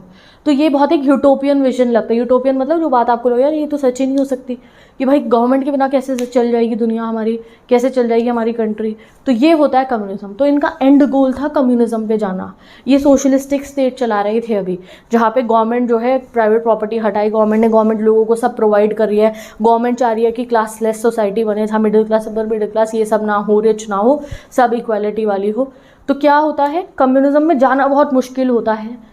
आज तक कोई जो कम्युनिज्म है, जो भी अगर आप सुनते हो ना कम्युनिस्ट है, तो वो सोशलिस्टिक स्टेट होती है and they are going towards the communism. ठीक है, तो एक बार आप ये रीड करोगे तो तुम्हें समझ में आएगा। अब इसमें क्या हो जाता है, हमारा जो है ना कम्युनिज्म, जब भी कोई कंट्री कम्युनिज्म की तरफ जाना चाहती है तो वहाँ पे क्या होता है, वैसे तो अगर हम पेपर वाइज देखें, थियोरिटिकल देखें, तो इसमें स्टेट की कोई ज़रूरत ही नहीं होती, गवर्नमेंट की कोई ज़रूरत ही नहीं होती। बट हो क्या जाता है, the state is suppose to wither away. However, in practice, it has been authoritarian with full control over the economy. But होता क्या है भैया, पॉसिबल तो नहीं है आज के समय में गवर्नमेंट ना हो। क्या होता है, गवर्नमेंट का ही बहुत कंट्रोल हो जाता है, गवर्नमेंट फिर लोगों को संभालती है। सेम हुआ यहाँ पे सोवियत यूनियन के अंदर। वैसे तो ये कम्युनिज्म लेकर आ रहे थे, प्राइवेट प्रॉपर्टी हटा रहे थे, सब कर रहे थे। अब गवर्नमेंट हटाना तो आसान काम नहीं है, तो क्या हो जाता है, गवर्नमेंट ही बहुत स्ट्रांग हो जाती है, यानी कि कम्युनिस्ट पार्टी आगे मेरे कुछ बोल नहीं सकता, कम्युनिस्ट पार्टी का इतना दबदबा हो गया, इसलिए कम्युनिज्म सक्सेसफुल नहीं होगा। ठीक है, तो ये डिफरेंस है फॉर हायर एग्जाम्स के लिए इंपॉर्टेंट है। एनसीईआरटी आपके बोर्ड एग्जाम में इतने डीप क्वेश्चन नहीं आएंगे, थोड़ा सा मैंने ये डिफरेंस यहाँ बता दिया है। ये कैपिटलिज्म, ये सोशलिज्म, ये communism. So now topic number 3 आता है हमारा, why did the Soviet union disintegrated with a question mark. ये क्वेश्चन है और यही क्वेश्चन आपके एग्जाम में, जो आपका थर्ड टॉपिक है, डेफिनेटली पूछा जाता है 6 से 8 नंबर के अंदर, लॉन्ग आंसर में पूछा जाता है। तुम्हें अब पता चल चुका है कि सोवियत यूनियन क्यों डिसइंटीग्रेट हुआ, इकोनॉमी खराब हुई थी, पॉलिटिकल फ्रीडम नहीं था, गोर्बाचोव रिफॉर्म लिया है, ये तुम्हें पता है। बस अब इसी को प्रेजेंट करना है कि रीजन क्या क्या थे। 4 मेन कैटेगरी हम बताएंगे, ये 4 रीजन थे, इसके वजह से सोवियत यूनियन, ये 15 के 15 भाई आपस में अलग हो जाते हैं। तो सबसे पहला आता है हमारा इकोनॉमिक स्टैग्नेशन। इकोनॉमिक स्टैग्नेशन हुई थी इसलिए डिसइंटीग्रेशन हुआ। इकोनॉमिक स्टैग्नेशन मतलब सबसे पहले तो इसमें क्या हुआ, सोवियत यूनियन अपनी सारी रिसोर्सेज यूज कर देता था न्यूक्लियर आर्सेनल बनाने में, यानी कि न्यूक्लियर वेपन बनाने में, और मिलिट्री रिसर्च के अंदर और मिलिट्री के अंदर इतना खर्चा वहाँ हो जाता था कि भाई समझ में ही नहीं आता था। Development of satellite states in east Europe. Satellite state मतलब क्या हुई, जो वार्सो पैक्ट के थ्रू साइन करके इनकी तरफ कंट्रीज आई हुई थी, तो ये उनको बहुत मदद करते थे, बहुत पैसा इन पे भी खर्च करना पड़ता था इन्हें अपना चेहरा बनाए रखने के लिए। ठीक है, citizens were now aware about the economic advancement of the west. और जब धीरे धीरे गोर्बाचोव के बताने के बाद लोगों को पता चला कि वहाँ के लोग कितने एडवांस रह रहे हैं, वहाँ के लोग सिर्फ बेसिक नेसेसिटीज, रोटी कपड़ा मकान पे नहीं जी रहे हैं, they are living a very high standards of life, modern life वो जी रहे हैं, काफ़ी उनकी इनकम बहुत ज़्यादा है, बहुत जो है वो लाइफ जो है उनकी एज़ कम्पेयर टू देम, ये तो बेसिक नेसेसिटीज़ पे जिए थे, सब्सिडी मिल रही है, एजुकेशन फ्री है, ये वो, वहाँ लोग खुद का कमा रहे हैं, खुद खा रहे हैं, प्रॉफिट भी कमा रहे हैं। तो ये देख के हैरान हो जाते हैं हम कितना पिछड़े हुए जीवन को हम जी रहे हैं। The reality of its backwardness, जब इन्हें पता चला हम इतने पिछड़े हुए हैं तो इनको ये एक साइकोलॉजिकल शॉक की तरह लगा था। ये भी 1 मार्कर क्वेश्चन में आएगा कि सोवियत यूनियन के लोगों को क्या चीज़ साइकोलॉजिकल और पॉलिटिकल शॉक लगी थी। तो सालों तक उन्हें यही फीड करा गया कि तुम बेस्ट हो, और जब पता चला कि यार ऐसा नहीं है तो वो उनको एक साइकोलॉजिकल शॉक लगा था। सेकेंड रीजन क्या है, पॉलिटिकल वीकनेस। पॉलिटिकल वीकनेस तो तुम्हें पता ही है, कम्युनिस्ट पार्टी ने 70 ईयर्स तक रूल करा था, जो बिल्कुल भी अकाउंटेबल नहीं था। पीपल वर फीलिंग एलियनेटेड मतलब जैसे कई बार हमारे दोस्त लोग कुछ करते हैं ना, जैसे हम दोस्त होते हैं 2 पक्के, और एक नया दोस्त आ जाता है तो हमारा बेस्ट फ्रेंड हमें एलियनेट फील कराने लगता है, मतलब कि यार कोई जान पहचान ही नहीं रही है, ऐसा लगता है यार ये हमारा दोस्त होगी भी हमारा दोस्त नहीं है। तो सेम हो रहा था ऑर्डिनरी सिटीजन के साथ। उनकी कंट्री, उनकी रिपब्लिक, उनकी गवर्नमेंट, उन्हें लगता ही नहीं था हमारी गवर्नमेंट है। You connect with your prime minister ना, you connect with the political parties of your country ना, तुम्हें पता है हाँ ये पॉलिटिकल पार्टी है, इसके लीडर है, हम इन्हें ये बातें कहेंगे, ये पॉलिसीज आएंगी। इन्हें लोगों को कुछ नहीं पता होता, जो मर्जी है लीडर की वो कर रहा होता था। सिस्टम बहुत करप्शन हो गया था, अनविलिंगनेस टू ओपन, और ना ही कुछ बताने को वो लोग राजी थे। The centralisation of authority in a vast land, बहुत ज़्यादा सेंट्रलाइजेशन था, ये इनकी पॉलिटिकल वीकनेस थी। सेंट्रलाइजेशन मतलब क्या होता है, देखो ये हो गया सेंटर, और ये सारी की सारी यूनिट्स के ऊपर रूल बना रहा है, चाहे ये हो ये हो ये हो ये हो। फॉर एग्जाम्पल अगर मैं आपको बोलूँ कि हमारी कंट्री में सेंट्रल गवर्नमेंट भी है एंड हमारी कंट्री में स्टेट गवर्नमेंट भी है, क्यों है? सेंटर ही सारे रूल बना लेती। तुम कहोगे नहीं दीदी, हर स्टेट की अपनी अपनी डिमांड होती है। सेंट्रल गवर्नमेंट है हमारी, मोदी जी हमारे प्राइम मिनिस्टर है, वी हैव अ पार्लियामेंट जो हमारे सेंट्रल पे लॉज बनाती है, बट हमारे पास स्टेट गवर्नमेंट भी है। यूपी की गवर्नमेंट है, गुजरात की है, केरला की है, पंजाब की है, सबकी है। क्यों? क्योंकि जो स्टेट वाइज अपने अपने कल्चर, आइडेंटिटी, हम लोग जो रह रहे हैं, स्टेट के भी बहुत ऐसे काम होते हैं जो पावर शेयर करके ही हो सकते हैं पूरे। पंचायत भी है गांव के अंदर, क्योंकि जो स्टेट की जो गवर्नमेंट है वो उतना नहीं देख पाएगी जितना गांव के अंदर रह के पंचायत के सरपंच देख पाएंगे उन चीज़ों को। तो हम पावर को शेयर करते हैं। इनके यहाँ पे ऐसा नहीं हो रहा था, इनके यहाँ सेंट्रलाइज कंट्रोल था। जो वहाँ मॉस्को में कम्युनिस्ट पार्टी रूल चलाती थी, वही 15 भाइयों में कितनी दूर दूर रही कंट्रीज, सब जगह वो सेम लागू हो रहा था। तो लोगों को सेंट्रलाइज कंट्रोल, इतने बड़े लैंड में अब दुखी हो चुके थे लोग। People did not identify with this system, और इनके जो रूल्स थे और इनके जो रूलर्स थे, इनको लोग अब सपोर्ट नहीं करते थे। नेक्स्ट रिफॉर्म जो थे गॉर्बाचोव के। तीसरा रीज़न क्या हुआ? गॉर्बाचोव के रिफॉर्म्स। तो गॉर्बाचोव ने जो रिफॉर्म्स लगाए अपने, वो बिल्कुल सही लगाए थे, कोई गलत नहीं लगाए थे, बट उससे सिस्टम लूज हो गया। सिस्टम की कमियां जो लोगों के आंखों पे ना पट्टी बंधी हुई थी, हाँ हम अच्छा जीवन जी रहे, हम अच्छा जीवन जी रहे। गॉर्बाचोव आए और पट्टी हटा दी आंखों पे से, तो लोग बड़े हैरान, भाई हमारे साथ तो क्या ही हो गया है। एंड देन व्हाट हैपेंड, जो लोग थे, जो आम जनता थी, वो गॉर्बाचोव को कहती थी आप जल्दी करो, आप जल्दी रिफॉर्म, आपको डेमोक्रेसी लानी है तो जल्दी लाओ, आपको स्ट्रक्चरिंग करनी है, जल्दी करो, जल्दी करप्शन फ्री बनाओ सोसाइटी को। और वहीं पे जो कम्युनिस्ट पार्टी के लोग थे, जिनके हाथों से, कम्युनिस्ट पार्टी के करप्टेड बड़े बड़े लीडर्स, जिन पे इतनी सत्ता थी, इतनी पावर थी, जब उनके हाथ से पावर छिड़ी तो उन्होंने गॉर्बाचोव को बोला कि थोड़ा स्लो करो, धीरे धीरे चलो, हाँ हम चेंज करेंगे अपनी सिस्टम को, अपनी पॉलिसीज को, बस धीरे धीरे करेंगे। अब इस टग ऑफ वॉर के अंदर, टग ऑफ वॉर मतलब रस्सी खींचा वाला जो खेल होता है, कोई गॉर्बाचोव को कह रहा है बहुत जल्दी करो, कोई गॉर्बाचोव को कह रहा है बहुत धीरे करो। गॉर्बाचोव का सपोर्ट करना जनता भी बंद कर देती है और कम्युनिस्ट पार्टी के लीडर तो अब करना ही नहीं चाहते थे कि वो उनसे उनकी पावर छीन रहे थे। एज अ रिजल्ट गॉर्बाचोव जो है पब्लिक का भी सपोर्ट खो देते हैं, कम्युनिस्ट पार्टी का भी, एंड जो है उनको हटा ही दिया जाता है, फिर मिलिट्री कूप आ जाता है। ठीक है जी। एंड फाइनल जो मेन कॉज आप कह सकते हो सोवियत यूनियन की डिसइंटीग्रेशन का था, वो था नेशनलिज्म की डिज़ायर एंड सोवरेनिटी की डिज़ायर ईस्टर्न रिपब्लिक्स के अंदर। यानी कि नेशनलिज्म इन यूरोप चैप्टर पढ़ा था आपने क्लास 10 के अंदर। नेशनलिज्म मतलब अपना देश बनाने की feeling, that we want a government, we want a constitution, हम same culture, same identity, background के लोग इकट्ठे मिलकर आए। ये फीलिंग आने लग गई थी बहुत सारी रिपब्लिक्स के अंदर। कौन कौन सी? जैसे कि हो गया रशिया। रशिया के रहने वाले लोगों का मन अब ये था कि अब हमें 15 लोग भाइयों को इकट्ठा नहीं रहना, हमें नहीं कहना हमारी एक बहुत बड़ी कंट्री यूएसएसआर है, हम अपनी कंट्री रशिया बनाएंगे, हमारे प्रेसिडेंट होंगे, हमारी कॉन्स्टिट्यूशन होगी, हमारा कल्चर, हमारी लैंग्वेज, हमारी आइडेंटिटी, हम अकेले अपनी कंट्री खुद की बनाएंगे। ठीक है। Same with the Baltic republics. Baltic republics में 1 मार्कर है, कौन कौन सी आती है? Estonia, Latvia, Lithuania, Ukraine, Georgia, सबका यही इनका मन करता है हम अपनी अलग अलग कंट्री बनाएंगे। यूक्रेन अलग कंट्री है ना, जॉर्जिया अलग कंट्री है ना, इनके मन में अब हम कंट्री बनाएंगे, हमें नहीं रहना ये यूनियन के अंदर। And this was the moment जिस समय पे फाइनल हो गया कि अब तो सोवियत यूनियन गिरेगा ही गिरेगा। कब? जब इनके मन में आया कि हम अपनी अलग कंट्री बनाएं। तो this prove it to be the final and the most immediate cause of the disintegration of USSR. इस पे क्वेश्चन एग्जाम में डेफिनेटली आएगा, 1 मार्कर 2 मार्कर में लिख लो, बहुत ध्यान से आएगा ही आएगा कि what was the most immediate cause of disintegration of USSR. तो ये है इमीडिएट कॉज। जब राइज ऑफ नेशनलिज्म की फीलिंग हुई थी रशिया, बाल्टिक रिपब्लिक, जॉर्जिया और यूक्रेन में, तब हुआ। ठीक है। अब एक चीज़ पता है आपको, इट वॉज बिलीव्ड, ऐसा सोचा जाता था कि जो नेशनल अनरेस्ट आएगा, यानी कि हमें अलग करो, हम 15 लोगों को इकट्ठे नहीं रहना है, वो आएगा मिडल जो है या फिर आपको सेंट्रल एशिया की कंट्रीज से, जैसे तुर्कमेनिस्तान, तजाकिस्तान, उज्बेकिस्तान जो है ना, लोगों को लगता था वहाँ से आएगा। क्यों? क्योंकि उनका कल्चर बहुत अलग था, उनका आइडेंटिटी बहुत अलग सी थी, तो लोगों को लगता था ये कहेंगे। बट ये बेचारे तो कुछ कहते ही नहीं है, ये इन्हें तो पता ही नहीं था। एक दिन आया, कौन सा दिन था वो? 1991 के अंदर जो है येल्सिन की लीडरशिप में इन्होंने कह दिया सोवियत यूनियन खत्म हुई है। बेचारे हक्के पक्के बैठे अपने घरों पे, अच्छा भाई हमारा पूरा परिवार खत्म, सोवियत यूनियन खत्म। They were in shock, literally they were in shock. ठीक है। तो चलो अब इमीडिएट कॉन्सिक्वेंसेस भी समझ में आ गए तुम्हारे को।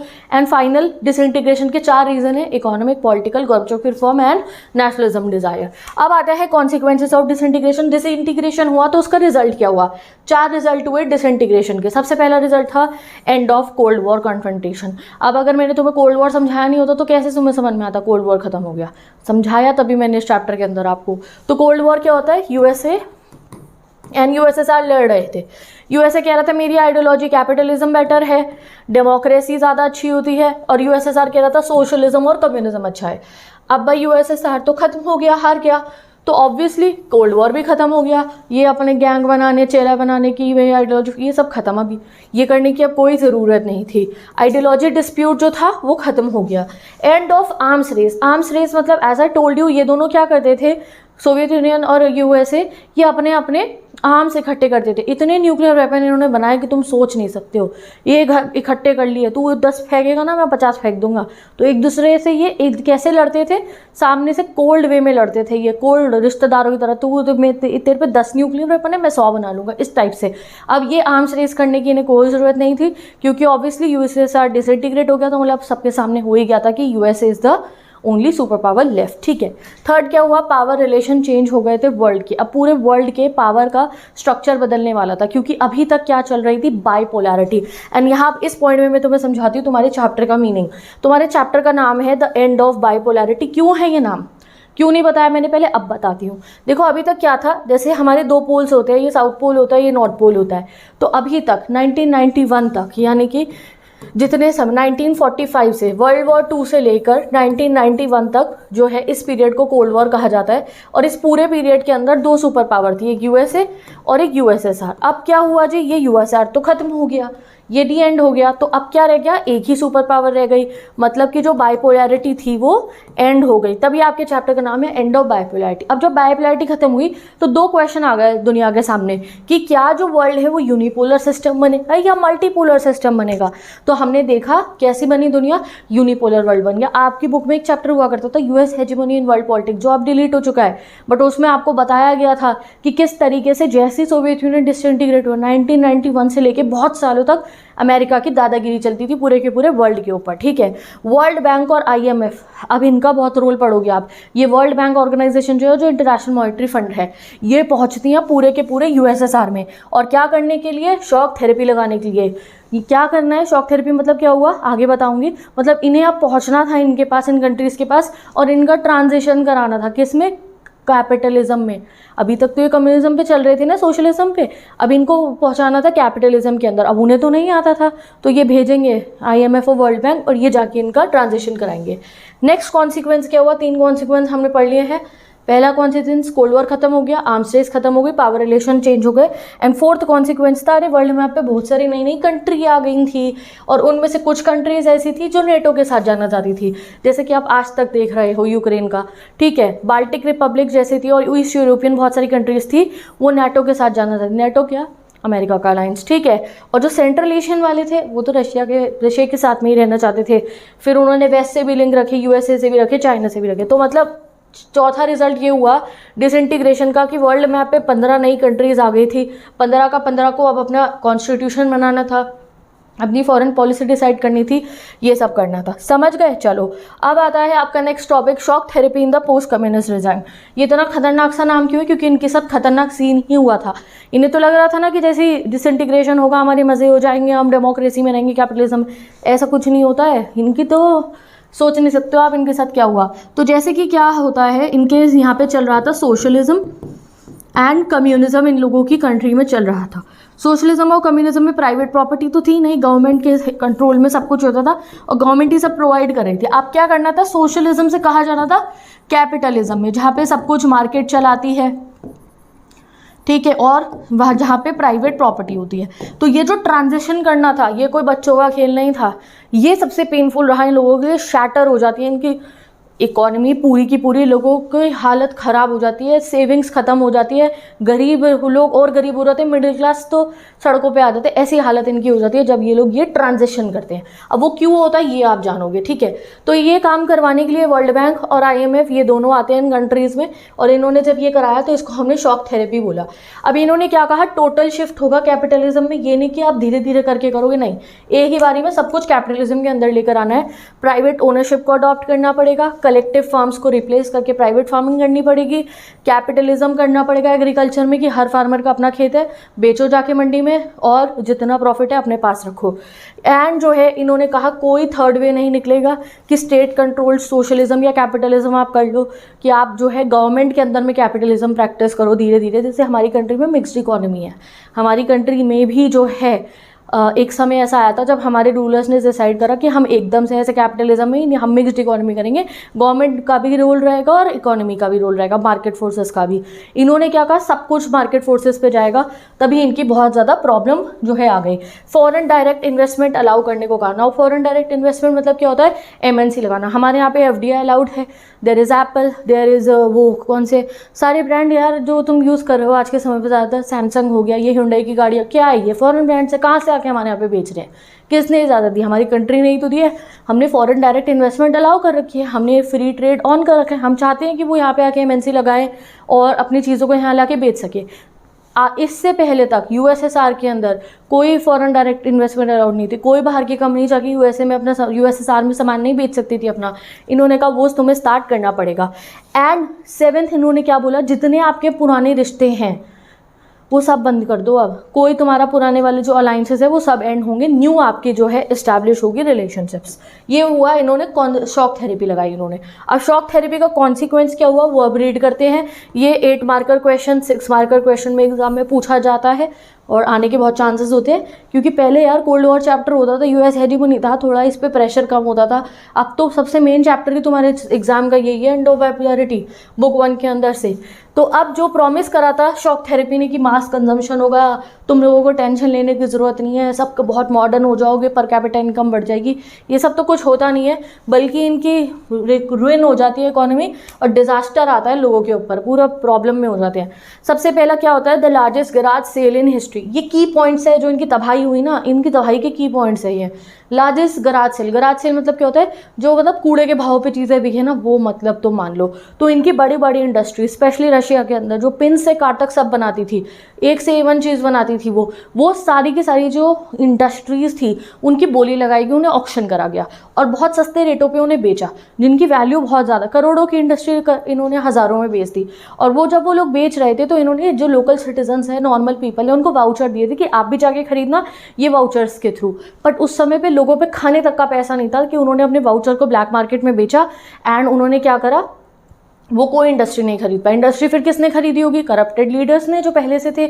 माफिया रूल तक यहाँ पे इमर्ज हो गया था, इनकी इंडस्ट्रियल सिस्टम तहस नहस हो गया। इनकी करेंसी जो थी वो बहुत डिक्लाइन हो गई, रूबल है रशिया की करेंसी, वो डिक्लाइन हो गई। इन्फ्लेशन इतनी बढ़ गई, मतलब 200-300 रुपये की ब्रेड आ रही है तो इतनी महंगी, अगर सपोज करो इन्फ्लेशन मतलब महंगाई, अब सोचो तुम 400 रुपये की 300 रुपये की ब्रेड आ रही है, जो 10 वाला पार्ले जी का बिस्किट होता है वो 100 का हो गया, तो सोचो क्या कमाई कितनी ही कर लोगे, सब खर्चे में ही निकल जाएगी। तो ये हाल हो गया था इनके यहाँ के लोगों का। कलेक्टिव फार्मिंग सिस्टम इन्होंने ख़त्म कर दिया। इनके यहाँ कलेक्टिव फार्म्स होते थे जहाँ पे फार्मर्स कलेक्टिव फार्मिंग करते थे और जो प्रोड्यूस होता था वो गवर्नमेंट डिसाइड करती थी और फिर वो जो है पूरा डिवाइड होता था। कलेक्टिव फार्म ख़त्म जैसे ही इन्होंने करे तो क्या हुआ, इनकी फूड सिक्योरिटी ख़त्म हो गई, यानी कि जो खेत हैं उससे अनाज ये कभी इंपोर्ट नहीं कराते थे, इनके खुद ही उगा लेते थे, ये वो भी खत्म हो गया भाई साहब, इन्हें वो भी इंपोर्ट कराना पड़ा। रशिया का जो जीडीपी था 1999 का, वो 1989 से भी ज़्यादा गिर गया था नीचे। तो this was the shock therapy. ठीक है जी, तो अब आपको शॉक थेरेपी समझ में आ गई। अब ये तो खाली इकोनॉमी की शॉक लगा था, इकोनॉमी खराब हुई थी। अब बात करते हैं भाई साहब इनके पॉलिटिकल सिस्टम की। जो इन्हें चाहिए था कि आज़ादी मिल जाए, दीदी बाहर जाने की इजाज़त चाहिए, भाई बंद होकर थोड़ी पिंजरे में रह सकते हो वो। तो अगर हम बात करें इनकी जो है आज़ादी की, तो जैसी गवर्नमेंट की सब्सिडीज़ हटी, क्योंकि गवर्नमेंट का तो अब रूल खत्म, सब कुछ प्राइवेट ओनरशिप है, तो जैसी सब्सिडी हटी तो जो मिडिल क्लास थे वो गरीब हो गए, गरीब लोगों के और बुरे हाल हो गए। जो कुछ समझदार लोग थे वो भाग गए, वो तो ये कंट्रियाँ छोड़ के ही भाग गए।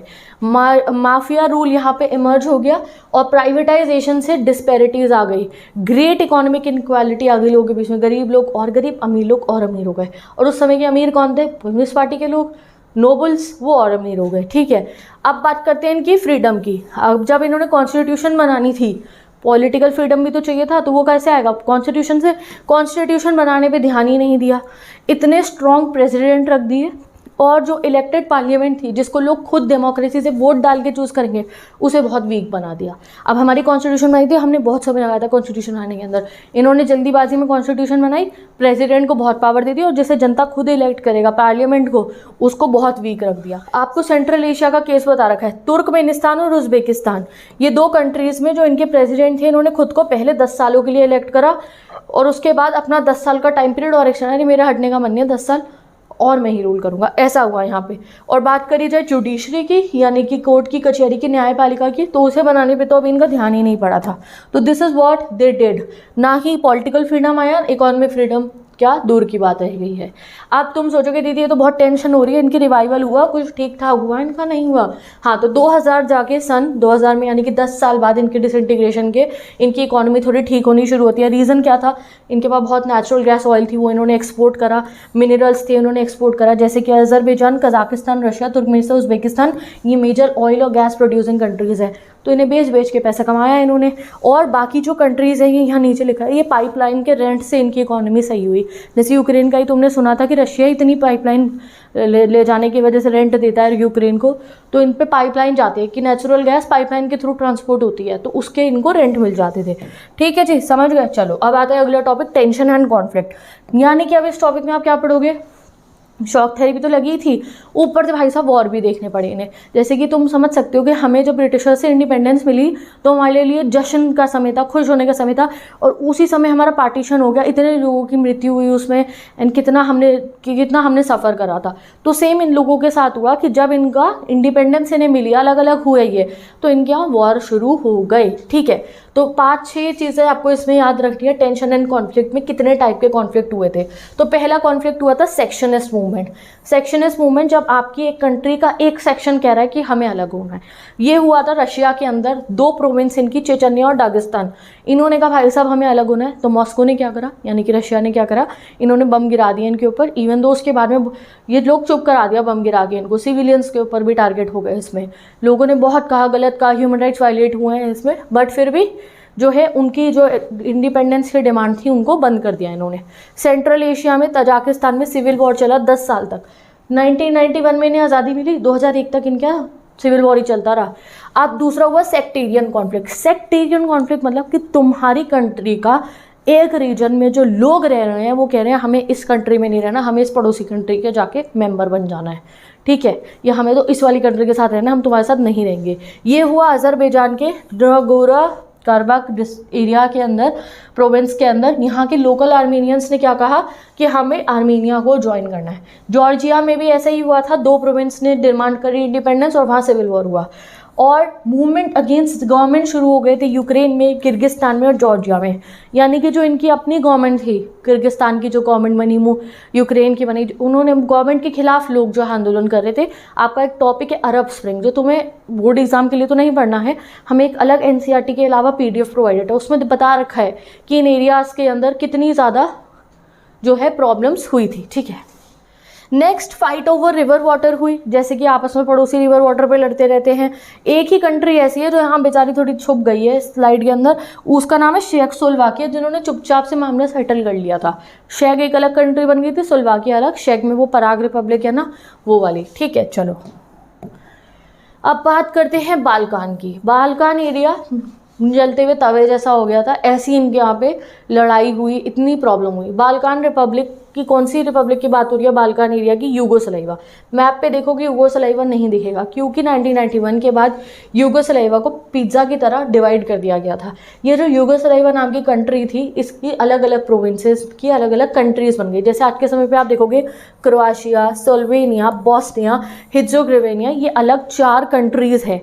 तो इन्होंने बहुत, इनकी लड़ाई हुई आपस में और इन्होंने चारों ने अपने अलग अलग कंट्रीज़ बना ली। बहुत मजाकर हुआ, बहुत लोग मरे, सर्ब्स और नॉन सर्ब्स के बीच में बहुत लड़ाई हुई, तब जाके इनकी अलग कंट्री बन गई। इनफैक्ट नेटो ने भी इसमें इंटरवेंशन करा था और बहुत कुछ हुआ, तब जाके यूगोस्लाविया का इंडिपेंडेंस हुआ। ठीक है, चलो अब आता है हमारा लास्ट टॉपिक। उसको पढ़ने से पहले इनके इंटरनेशनल रिलेशन हमें पढ़ने हैं। यानी कि जितनी भी ये कंट्रीज़ थी, जब ये अलग अलग हो गई, डिफरेंट है, एक रशिया हो गई, एक यूक्रेन हो गई, एक जॉर्जिया हो गई, 15 के अलग अलग नाम हो गए। तो इनका इंटरनेशनल पॉलिटिक्स में क्या इनके रिलेशन रहते थे? तो सबसे पहले सेंट्रल एशिया वालों की बात करें तो इनके पास हाइड्रोकार्बन मतलब मिनरल्स थे, तो इनकी इकोनॉमी अच्छी हुई उससे। ठीक है, सेंट्रल एशियन वाला जो एरिया था, जहाँ तजाकिस्तान, उज्बेकिस्तान वाली जो कंट्रीज़ है, इन पे ना सबकी नज़र पड़ गई अब, क्योंकि इन पे अच्छे मिनरल थे। चाहे वो रशिया हो, चाहे वो चाइना हो, चाहे वो अमेरिका हो, हर कोई पता है क्या चाहता था कि इनको जाके जो है हम इन्फ्लुएंस करें। आफ्टर 11 सितंबर 2001, और जब हमारा जो है ना वो अमेरिका पे टेररिस्ट अटैक हुआ था उनके ट्विन टावर्स पे, उसके बाद अमेरिका ने इन कंट्रीज़ को बहुत पैसा दिया। क्यों पैसा दिया? इन कंट्रीज से आके परमिशन ली कि मैं तुम्हारे यहाँ पे अपना बेस बनाऊंगा, मैं तुम्हारी कंट्रीज़ के ऊपर से हवाई जहाज चलाऊंगा, क्योंकि अफगानिस्तान पे उन्होंने नज़र रखनी थी और बाकी जगहों पे, तो इन्होंने इनको पैसे दिए। ठीक है, रशिया की अगर हम बात करें तो रशिया को अच्छा नहीं लगता जब सेंट्रल एशिया वाली जो रिपब्लिक्स है, तुर्कमेनिस्तान, तजाकिस्तान, जब वो अमेरिका से क्लोज हो गया, तभी तुम मेरे भाई थे, तुम क्यों अमेरिका से क्लोज हो रहे हो। और चाइना का भी बहुत इंटरेस्ट रहता है इनके अंदर, क्योंकि चाइना के तो बिल्कुल पड़ोसी से ही है ये, तो चाइना भी इनसे काफ़ी डील करने लग गया, इनके ऑयल रिलेटेड इनके यहाँ जाके इन्वेस्टमेंट करता है। ठीक है, तो चलो ये हो गया इंटरनेशनल रिलेशन। अब बाकी लोगों की तो पढ़ लिया, अब अपनी पढ़ते हैं। इंडिया का relationship with post communist countries, this is the important question. तो इंडिया का क्या रिलेशनशिप था? तो अगर इंडिया की बात बताए तो हमारा जितने भी पोस्ट कम्युनिस्ट नेशन थे, यानी कि जब इन्हें 15 भाई अलग हो गए, तो हमारे सबसे ही अच्छे रिलेशन थे, but best relation obviously strongest आज तक है रशिया से। इंडो रशिया के रिलेशन जो है हमारा ये बहुत अच्छा है, मतलब इंडो रशिया का रिलेशन बहुत ही अच्छा है। इनफैक्ट इंडिया के जो हमारे हीरोज़ हैं ना, जैसे राज कपूर, अमिताभ बच्चन जी, उनके जो नाम थे ना, लोग अपने बच्चों के नाम रखते थे वहाँ रशिया में, जो है ना वो अपने बच्चों के नाम रखते थे। इंडिया के गाने हो गए, मूवीज़ हो गई, वो वहाँ रशिया में नॉर्मल था, वहाँ लोग सुनते रहते थे सड़कों पे हमारे गाने, कल्चर में उनका हमारा जो है ना हमारे गानों को बहुत पसंद करा जाता था। अब इंडिया और रशिया की बनती है इस बात पे कि हम भी कैसे मल्टीपोलर वर्ल्ड होना चाहिए कि भाई अमेरिका की दादागिरी ना चले, and same goes on with the Russia also. More than 80 bilateral agreement sign हो चुके हैं इंडिया और रशिया के बीच में, और इंडिया और रशिया का स्ट्रेटेजिक एग्रीमेंट 2001 में साइन हुआ था। अब और पढ़ेंगे हम इंडो रशिया के रिलेशन। तो मैंने यहाँ पे पूरा प्रॉपर जो है आंसर बना दिया है, एग्जाम में क्वेश्चन आएगा, आप ये 6 पॉइंट लिखोगे, आपको मार्क्स मिलेंगे, बढ़िया। और लर्न नहीं करना, बस समझ लो, अपने आप लिख देना। पहला है Russia support for India. Russia हमें कश्मीर इशू पे सपोर्ट करता है, एनर्जी सप्लाईज पे, इंटरनेशनल टेररिज्म पे, एक्सेस टू इंफॉर्मेशन पे, और जब हमें सेंट्रल एशिया जाना हो या चाइना को साथ हमारा रिलेशन बैलेंस करने पे रशिया हमारी मदद करता है। हम जो है ना रशिया के वो सबसे मेजर आर्म्स मार्केट है, यानी कि हम रशिया से बहुत सारा ना वो खरीदते हैं गोला बारूद, तो हम उसके सेकंड लार्जेस्ट आर्म्स मार्केट है, यानी कि हम उसके कस्टमर हैं, हम उससे बहुत चीज़ें खरीदते हैं। रशिया का मिलिट्री हार्डवेयर जो है वो हम खरीदते हैं बहुत ज़्यादा। अब ऑयल एंड एनर्जी असिस्टेंस की बात करो तो, क्योंकि आपको पता है हम लोग क्या ऑयल इंपोर्ट कराते हैं, यानी कि बाहर से खरीदते हैं, तो तब हम रशिया से हम बहुत सारा तेल खरीदते हैं। एनर्जी इंपोर्ट्स एंड इन्वेस्टमेंट की अगर हम बात करें तो हमने आज के समय पे अपना जो इंपोर्ट्स है, यानी कि बाहर से खरीदना ऑयल को और बाकी नेचुरल रिसोर्सेज को, वो रशिया से इंक्रीज़ करा, कजाकिस्तान से और तुर्कमेनिस्तान से, एंड हम काफ़ी इन्वेस्टमेंट्स भी कर रहे हैं इन लोगों की ऑयल फील्ड्स के अंदर। न्यूक्लियर एंड स्पेस कोलैबोरेशन की बात करो तो रशिया ने हमारे न्यूक्लियर एनर्जी प्लान में भी हमारी जो है की रोल परफॉर्म करा था, और जब हमें क्रायोजेनिक रैकेट की ज़रूरत थी ना, तो इन्होंने वो हमें प्रोवाइड करा था। Both countries collaborate on various scientific project, तो बहुत सारे साइंटिफिक प्रोजेक्ट पे भी रशिया ने हमारी मदद की है और हम मतलब साथ निभाया हमने। अब लास्ट टॉपिक है ये, कई लोग नहीं भी पढ़ते, बट मैं तो पढ़ूंगी और मैं तुम्हें पढ़ने को कहूँगी, क्योंकि अब एग्ज़ाम ये नहीं है, अब यूईटी के लिए भी पढ़ना है, आगे तक काम आती है ये चीज़ें। ठीक है, इंडिया और यूएसएसआर के रिलेशन, यानी कि जब रशिया अलग नहीं हुआ था ना, ये 15 भाई इकट्ठे थे, तब इंडिया का रिलेशन, अरे तब भी बहुत अच्छा था हमारा रिलेशन। तो सोवियत यूनियन ने हमारी मदद करती थी जब हमने पब्लिक सेक्टर स्टार्ट करा था, यानी कि हमने अपनी इंडस्ट्री जब लगाई थी ना, तब इसने हमारी मदद करी थी स्टील प्लांट, मशीनरी इंडस्ट्री लगाने में। एक बार तो ऐसा हुआ था हमारे पास फॉरेन करेंसी नहीं थी, फॉरेन एक्सचेंज नहीं था इनको पे करने के लिए, तो इन्होंने हमारे इंडिया की करेंसी में ही हमारे से पेमेंट रिक्वेस्ट कर ली थी, मतलब एक्सेप्ट कर ली थी। और इंडिया की हमेशा यूएसएसआर भी जब था ना, ये इन्होंने हमारा कश्मीर इशू पे यूएन में हमारी तरफ से हमारी मदद करी थी। पाकिस्तान के साथ जब वो बांग्लादेश वॉर हुआ तब तो यूएसएसआर ने हमारी बहुत मदद करी। मिलिट्री की अगर हम बात करें तो हम तब से इनसे मिलिट्री की जो है हार्डवेयर हो गया वो खरीदते भी हैं, और हमारे आपस में बहुत सारे अग्रीमेंट्स भी साइन हुए हुए हैं। और हमारा कल्चर, ये नहीं कि जब रशिया बना तो रशिया में ही हमारा कल्चर में शुरू हुआ, नहीं, जब ये यूएसएसआर भी थे तो भी हमारे आर्टिस्ट, हमारे एक्टर्स को वहाँ पसंद करा जाता था और लोग आते जाते भी रहते थे। ठीक है, तो विद दिस ये चैप्टर आपका फुली कंप्लीट हो गया है। With this we have completed the chapter the end of bipolarity. अब मैं मिलूंगी आपसे नेक्स्ट वीडियो में, जहाँ अगला चैप्टर पढ़ेंगे एंड जो है ये चैप्टर जो है मैंने तुम्हें पूरा डिटेल में पढ़ा दिया, इसके अलावा तुम्हें कुछ पढ़ने की ज़रूरत नहीं है। नोट्स जाके मेरे इंस्टाग्राम आईडी से आप कॉपी करो, ठीक है, या तो प्रिंट आउट निकलवा लो अच्छे से, वरना खुद कॉपी कर लो, बहुत लेंदी नहीं बनाई है मैंने, ठीक है। विदिन 6 to 7 पेजेस कंसोलिडेट हो जाएंगे, फिर कोई लॉन्ग आंसर का रट्टा नहीं मारना पड़ेगा, कोई शॉर्ट के लिए परेशानी होना होगा, बस MCQ का ध्यान रखना होगा। एंड उसके लिए मेरा एक और चैनल है Simran Sahni CUET, description box में लिंक गिवन है। 12th student go and subscribe to the channel, क्योंकि वहाँ मैं CUET के लिए MCQ मैराथन्स कराऊंगी, उससे आपकी CUET की भी प्रिपरेशन हो जाएगी, ठीक है जी। तो अभी मैं हिस्ट्री भी पढ़ाती हूँ, ज्योग्राफी भी पढ़ाती हूँ, सोशोलॉजी और साइकोलॉजी भी पढ़ाने वाली हूँ आने वाले समय के अंदर, इंग्लिश भी पढ़ाती हूँ, इकोनॉमिक्स भी पढ़ाती हूँ एंड फिजिकल एजुकेशन भी। तो इनमें से जो भी सब्जेक्ट पढ़ती हूँ can go and check my channel. Bye bye, best of luck, मिलेंगे नेक्स्ट वीडियो में।